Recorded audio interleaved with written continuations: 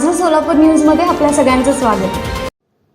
लोकसभा निवडणुकीच्या पार्श्वभूमीवर गंभीर गुन्हे दाखल असलेल्या सराईत गुन्हेगारावर ज्यांचे वर्तन सुधारले नाही अशांवर पोलिसांकडून तडीपार व स्थानबद्धतेची कारवाई केली जात आहे। मागील काही दिवसांमध्ये तब्बल शहर पोलिसांनी 12 तर ग्रामीण पोलिसांनी 61 जणांवर तडीपारीची कारवाई केली आहे। आता शहर पोलिसांच्या रडारवर जवळपास 65 तर ग्रामीण पोलिसांच्या यादीवर 85 जण आहेत। सोलापूर शहरात 7 तर ग्रामीणमध्ये 25 पोलीस ठाणे आहेत।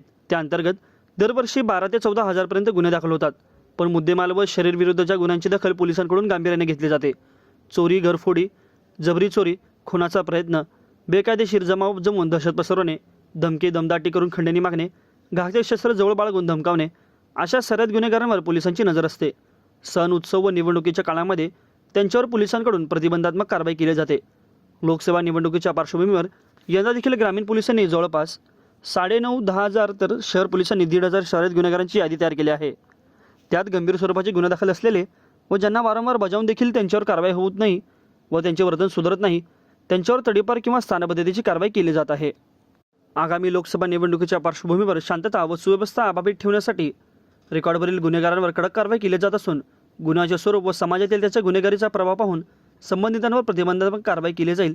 तरी देखील त्याने गुन्हे करणे सुरू ठेवल्यास त्याला पुढे गंभीर परिणाम भोगावे लागतील असे पोलीस आयुक्तांनी सांगितले आहे।